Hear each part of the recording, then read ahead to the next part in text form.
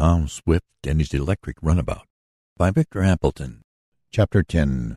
Tom Has a Fall. The young inventor told more details of his adventure in the woods, but though the farmers questioned him closely, he would not give a single name of his assailants. "But I should think you'd want to have them punished," remarked Mr. Mason. "I'll attend to that part later," answered Tom. "Besides, most of them didn't know what they were doing. They were led on by one or two. No, I'll fight my own battles, but I wish you'd lend me a lantern long enough to find my motorcycle. The moon doesn't give much light in the woods, and those fellows may have hidden my machine."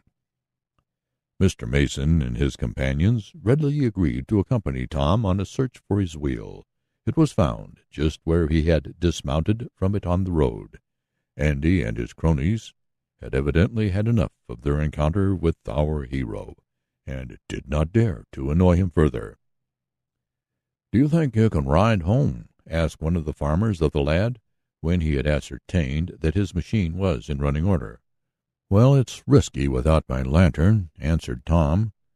"They smashed that for me, but I guess I can manage." "No, you can't," insisted Mr. Mason. "You're stiff from being tied up, and you can't ride. Now you just wheel that contraption over to my place, and I'll hitch up and take you home. It isn't far." "Oh, I couldn't think of troubling you," declared Tom. At the same time he felt that he was in no condition to ride. "It's no trouble at all," insisted Mr. Mason. "I guess your father and I are good enough friends to allow me to have my way. You can come over and get your choo-choo bicycle in the morning." A little later Tom was being rapidly driven toward his home, where he found his father and Mrs. Baggert, to say nothing of Mr. Sharp, somewhat alarmed over his absence, as it was getting late.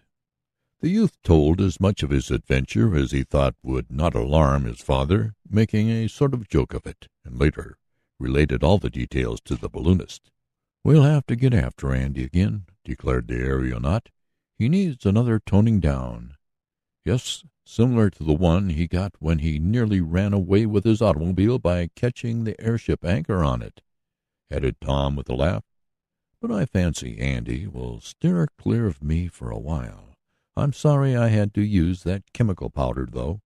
Now I can't start my battery until tomorrow."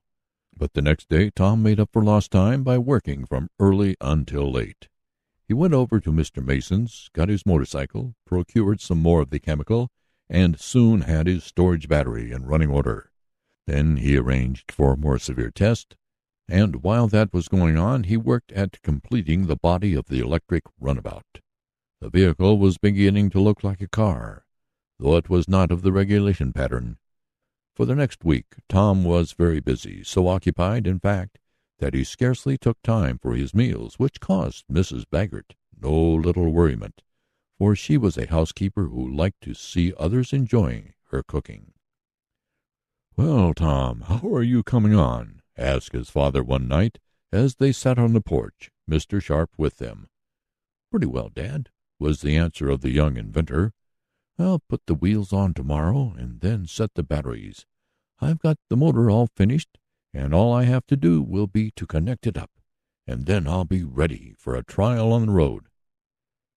"And you still think you'll beat all records?" "I'm pretty sure of it, Dad. You see, the amperage will be exceptionally high, and my batteries will have a large amount of reserve, with little internal resistance. But do you know, I'm so tired I can hardly think. It's more of a job than I thought it would be." Tom, a little later, strolled down the road. As he turned back toward the house and walked up the shrubbery-lined path, he heard a noise. "Someone's hiding in there," thought the lad, and he darted to an opening in the hedge to reach the other side. As he did so he saw a figure running away. Whether it was a man or a boy he could not tell in the darkness. "Hold on there!" cried the young inventor, but naturally the fleeing one did not stop. Tom began to sprint, and as it was slightly downhill he made good time. The figure ahead of him was running well, too, but Tom, who could see better now that he was out from under the trees, noticed that he was gaining. The fleeing one came to a little brook and hesitated a moment before leaping across. This enabled Tom to catch up, and he made a grab for the figure just as the man or boy sprang across the little stream. Tom missed his grip, but he was not going to give up. He scarcely slackened his speed, but with the momentum he had acquired in racing down the hill, he, too, leaped across the brook. As he landed on the other side, he made another grab for the figure, a man, as Tom could now see, but he could make out no features, as the person's hat was pulled down over his face.